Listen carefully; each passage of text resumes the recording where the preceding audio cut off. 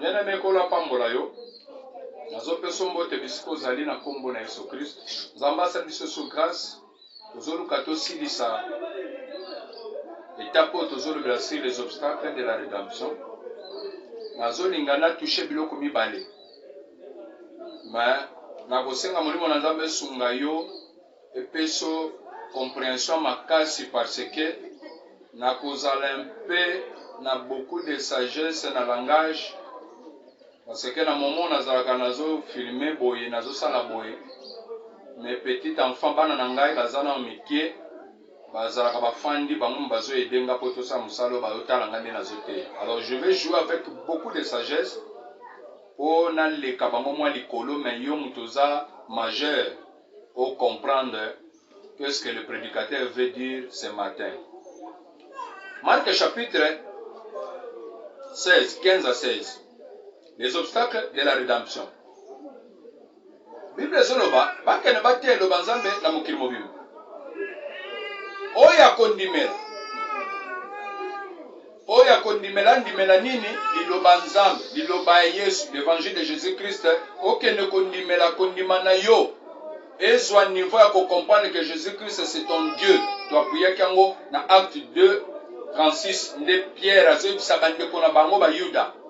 Donc au moins kiti na scène 37e azebisa bango repentez-vous. C'est-à-dire bo changer position. Bolongwa na vision bozaki na makamba Moïse et comme iskoye, bozala certifier que c'est lui notre Seigneur et le Christ, c'est lui notre Dieu. Il faut qu'on dise comme à niveau 1. Oya kondimela et sera baptisé, sera sauvé. Mais oya kondimela te sera condamné. Ne biso tozu exemple ya deux personnes. Moko aza mopagano na libanda église, moko tozali na kati église, tozo vivre na ye. Manza na kati na église apesi mutema mobimba te ndeti enike chopende ba yusake pa Philippe. Que si tu crois de tout ton cœur, ndimeli mutema na mobimba. Il faut qu'on dimela Nzambe na makasi no na mutema na mobimba.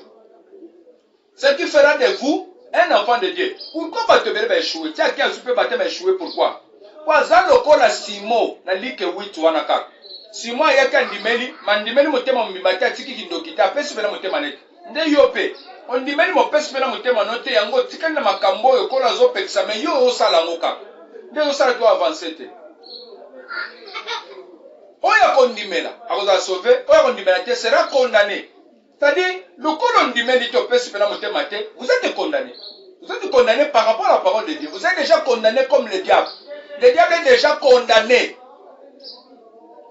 Asa déjà condamné. Non, non. On a eu sentence ici et s'annonce. Asa déjà condamné pour l'enfer. Bato pe bandimi kolonanzela nde baza déjà d'office condamné. Biso bato ton numéro Christ poto tambola na ye d'office nous sommes qualifiés exemptés ya condamnation nyonso, ya jugement nyonso. Biso ko sala enlever. Toko kutana dans les airs. Toko kutana ba tribulation na toko kutana ba jugement te. Rencontre la mission de Yesu dans les airs, les pas foutu yo na o salak. Nazo utiliser biloko mibale, nazo zwa ikambetali elateli et puis na toucher ikamboketala sur les rapports intimes entre les mariés. Nazo zwa ba terme wana pour permettre pour les kamwa likolo bana ba saisir na bien te. Nazo exemple ya elamba. Nous sommes dans 1 Timothée. 1 Timothée chapitre 2. Avant 1 Timothée chapitre 2, nous avons verset moko. Titre, avant de 1 Timothée. Titre chapitre 1er, verset 15 à 16. Bible Zolaboui. Tout est pur pour ceux qui sont pires. Nyon seza petoi. Pona batoyo baza petoi. Mais rien n'est pur pour ceux qui sont souillés et incrédules. Leur intelligence et leur conscience sont souillées. Ils font profession de connaître Dieu, mais ils le renient par leurs œuvres, étant abominables, rebelles, incapables d'aucune bonne œuvre. C'est-à-dire, nous sommes que la pète pananga, n'attendons pas de se conserver pire. Nous avons l'impureté, nous avons la bénios, n'akis. Samson mena masangate eza impur. Jean-Baptiste amena masanga te impur. Nganga nzambe amena masanga te na tape boy pe za boy. Na Nouveau Testament komona que nous sommes royaume des sacrificateurs. C'est-à-dire ceux qui nazo ke na omena masanga, c'est-à-dire nazo ko se souiller nazo sous pire. Or si je suis déjà souillé nazo impur devant Dieu, pour kanisa te que tant ce qu'on nazo ya ndelo ko verset ngolo. Na yesko on appelle ça mon fan. Nazo se présenter na église nde makambo na kosala siko après ba bêtise nyonso na commettre nde que ça la ke na comme pire devant Dieu. Non. Pour ezala considérer pire devant Dieu, il faut source na ngana no bisika nazo bimela nazo uta. Nazala déjà na sanctification, nazala petwa, pour tenir sur na kosala ezala madame. Ce qu'on s'écouta, azoloba pour comprendre que ça différence soit na mutu était à péché, na était à bienté, na était à madame. Azoloba, tout est pire pour ceux qui sont pires, mais rien n'est pire pour ceux qui sont souillés. C'est-à-dire le corps zanabiso, vous êtes déjà souillé. Vous pouvez être souillé par rapport à quoi? Dans un toucher, par rapport intime, dans un toucher, habillement. Il a commis balai. Tellement que vous êtes déjà souillé, si vous avez à ton église, vous avez même une église n'a été souillé.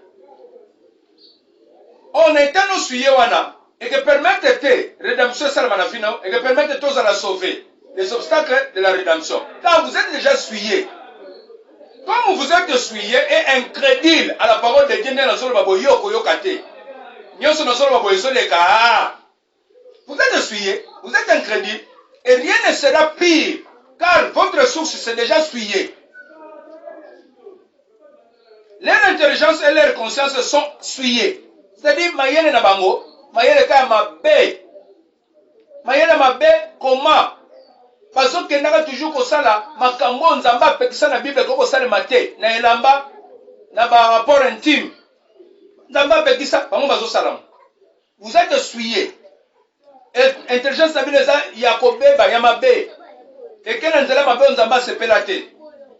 Conscience stabilisée, Yakobeba, ils ont souillé. Il lui faut profession.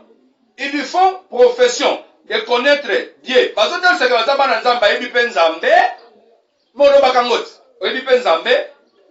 mais il les renie par leur œuvre étant abominable. Bozo wanga na Nzambe, na misana na bino za abominable. Rebelle, incapable d'aucune bonne œuvre. Pas incapable de reproduire bonne œuvre. Pourquoi? Sur ce utakanakat, pour produire makamamalam, il faut kat na ye bonga, pour tindi kamamalam. Ce qui kat bongi, c'est tellement que vous êtes souillé. Moi, tindi kamamalam, vous êtes, n'akisana bilamana makamentim. Na jusqu'au verset moko. Là, on attend un titre, et je peux s'en appeler rapidement. Dans ce cas, rapide, mes enfants me suivent. 1 Timothée chapitre 2. La parole de Dieu dit quoi? 1 Timothée chapitre 2, verset 9. Je veux aussi que les femmes vêtues d'une manière décente, basi balata lolenge moko ya respect, lolenge o eza digne, lolenge moko ya dehors sainte, libanda na ye ezala esantu, elateli na ye descente ekititi na se. Tomona kabandakisa wana mingi epa ba mamelo ya catholique elateli na bango. Jamais komona lokola ya mamelo ya catholique. Jamais komona mupende na ye. Jamais au grand jamais alors. Pourquoi? Instruction église. Mais bien sûr, le nom de l'église, les salés. Bazo côté de l'église, n'a pas télé mabé. À la team mini-jeep. À la team sans pudeur. Na taille zanango. Au monde n'engé nzoto na yeza dessiné. Azo ça la défilé, tia yako pèse offrande. Na tolo akute lamba lati. Ba yibiye, moi tisia wapa, pas tailleur, pas tika la biso poitrine na ye totala. Total la poitrine, total la mabelle na ndenge, ils ont présenté, ils ont mon na pete yeux. Tiens yé, tamusa tche papier boye, angunza masimi papier, to foulard, po acha. Afandi na kiti kaka ndenga na ote yabe, ndi afandi nga liboso. Azoka ache mwa makolo boye, mais couleur nyonso. Et là te do yo kokora tango te mwana nzambe. Ni na église ni libanda. Osokuta mutazo ba ngana ngana tambo ba mini na ngana zala boye. Na teli. Na elamba et que zangi solo là, et que zangi solo biko, les obstacles de la rédemption, même un habillement. C'est du monde ensemble, Allah t'a qu'à pas dessiner les autres. Parce que l'ensemble, c'est l'atana Eve, et l'amba pour couvrir bango. À celle bango pour s'anyama pour couvrir. S'il faut couvrir, et ça qu'on dessine, ils ont zipanga. Ce qu'on t'a dit, moi, on va côté les manamini sonner l'amba naïe. On va l'amba naïe, et autres qui nous autres, moi, mais il y a moi aussi, il faut dessiner avec sa forme, et nous, sans autres. Donc, n'enga lati, n'enga katiye, n'enga sotambola, mutu soka telika boy, et memi makanisi nangai. Mutu asobet sabatu mabaku, Bible le binin. Il faut pas kangaye libanga, na kingo singa, na kingo na libanga, baboke na samai, po azobet sabatu mabaku. Nenete lina yo zobet sabatu mabaku na kilt. Ozobet sabatu mabaku, tomba zomono na nzela. Est-ce que notre Dieu est ensemble? Cette discussion est à 4 non. Et comment peut sauter que là, tu as bien té? Et ce soum qui sayo? Ne moussala, ni sokoza obika, rédemption salami peda. Ne moussala, c'est de espace à la 4 moutou, soki yozwango. Ando le petit soko biloko wana? Comment yoko la tabon? Comment yoko la tabon? Nenga nazawa, ce qu'on a le bina okene stade kota la match, ngai moussala nzambe. Nanati coupé na quel stade? Nazo musala nzamba quoi? Nazo comprendre te? Nazo yebate? Nazo musala nzamba quoi? Nanati coupé, nanati bina coupé. Ketch na se coupé na kei? Non!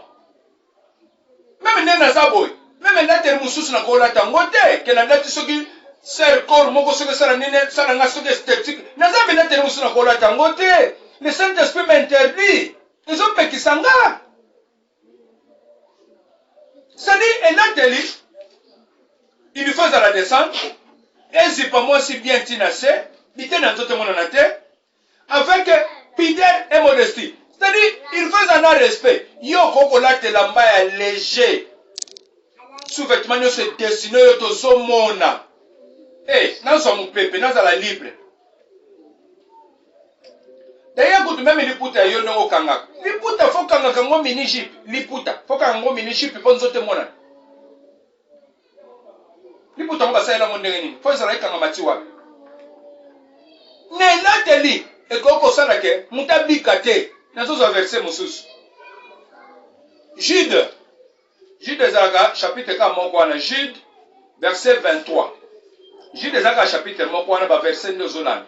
Jude chapitre 1er, on a verset 23e azobani.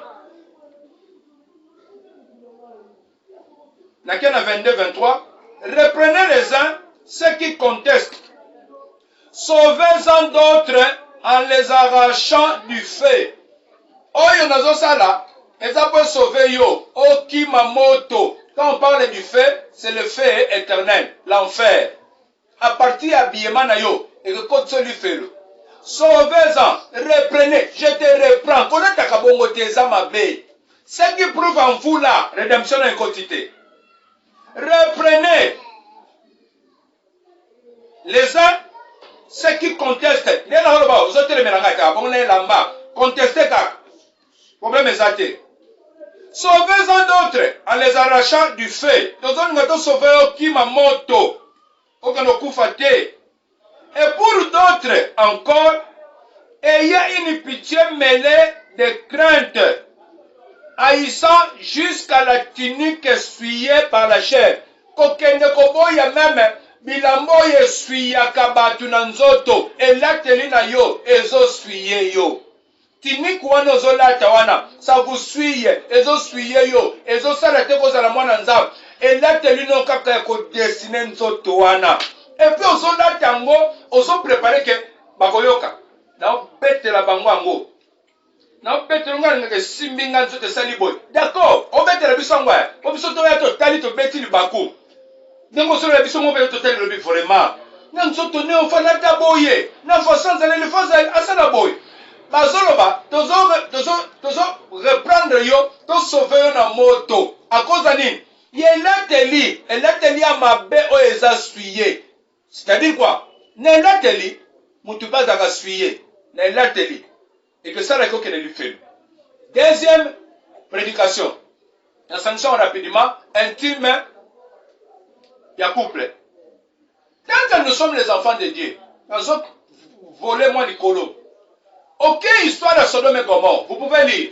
Par maintenant, ça la makuna. Nzamba sepelaka silika. Aya bomimbo kana tumbia nga zikisiango. Nazo pumbwe moi likolo bino ne mo comprendre. Tanga tumbimbo azikisiango. Ezali pona tina nini? Les abominations, makambo so ne ko sala nzamba supporta kité. Nzamba yeti na Lévitique. Lévitique 18 soko kiti, makambo so sala mi ba inceste tout consort. Nzamba ya silika asepelité, a condamné ngo. Aya zo pekisa bana nzambo ba ya lobi. Apekisi bango ba se suyete na makambo eza contre nature pe bana ko salem. Mais biso wa de l'Ancien Testament, Nouveau Testament, l'Ancien Testament va condamner on appelle histoire ba Sodome so ba Lévitique nyonso makambo ebele mabe o elekaki. Okokuta bazolo bela même likambo etali mibali na mibali balingana na lobela ngo bongo même basi na basi balingana lelo na intimité na biso pe nini tokoko sala nani otoko sala te mais yo zama na nzambe. Mais lelo, tango yo kotaka, okangi porte na bino wana na couple, qu'est-ce qui se passe à l'intérieur? Vous passez à des choses impires. Bozo sala makambo nzamba zo condamner bino pe nzamba lobi ke bino fo liwa. Romains chapitre 1er, verset 18, okiti toko kenoko suka na verset 32e ya suka. Nazo tanga te ponga bana ba utalanga. Bozo ke lokuta ba action zo salema okuti mibali na bango balingi boyete bango balingi siko basalela boye bazotika makambo eza naturel, c'est-à-dire intimité na ndenge nzamba bongisa ngo na sens naturel nango entre l'homme et la femme ke bango bazo utiliser action na position telle mais okuti batu mususu bango balobi tolongwe biso tolingi bongo te. Les enfants ne peuvent pas comprendre. Bango ke okuti tant bazana kati. Ya intimité wana okuti ba fellation ezosalema la sodomie. Ezosalema allez voir la signification dans vos dictionnaires. La sodomie, Babylon nyos. Eza biloko eza abomination devant Dieu. Et puis le soir dans Romains chapitre 1 on a verset comme la 32e ya suka. Bien qu'ils connaissent le jugement de Dieu. Jugement de Dieu le bini. Moutino se commettre makambo ku fofo elandaye. Et cette mort là, n'a que kolobelanga partie à Jidao. Dans Jude chapitre 1er ka moko wana. So ok na verset 7. Bazol banin. Que Sodome et Gomorrhe et les villes voisines qui se livrèrent comme eux à l'impudicité et à des vices contre nature. Contre nature. Sont donnés en exemple subissant la peine d'un fait éternel. Bato bazo contre makamu contre nature, ce que Dieu n'a pas prévu. Est-ce que les animaux, au moins na bakina na voie mususu, bazaka na voie naturelle on zamba pesa bangwana. Mais yo, bino botiki voie naturelle où les enfants peuvent naître, mais bino bokena makamu mususu, on place nzamba prévoir te. Tout ça, ce sont des abominations. Vous êtes essuyés et vous irez en enfer. Les obstacles de la rédemption. Ce qu'on dit, papa Yélo Makamona dit, je ne peux pas faire ça. Car c'est contre la parole de Dieu, c'est contre nature. Ce sont des vices contre nature. Et Dieu a sanctionné tout ça. Fais cet exemple et Sodome na Gomorrhe. Et maintenant, nous allons commettre Makambo. Liwa pour Nabango. Nous allons nous faire un koufi. Ok, césarien, accident koufi. Nous allons éliminer Matoussoupo. Il y a Bango ma pratique. Et ça contre nature. Non! Les enfants de Dieu ne peuvent pas faire ça. Il y a bino nde makambo na bino yango wana. Moi na loba bien zate parce que mes enfants sont là. Ce qui au koko tuna ma question. Ba numéro de contact na biso ezawana, au côté à contact na biso, au bengi biso et qui permettent tout solo là en privé et que ça les obstacles de la rédemption. Même dans votre chambre, au tiers obstacle le biko na bino, ne louezo landa bino. C'est que quand le septembre la bino bisika bozali, to kutani à la prochaine occasion. Ciao.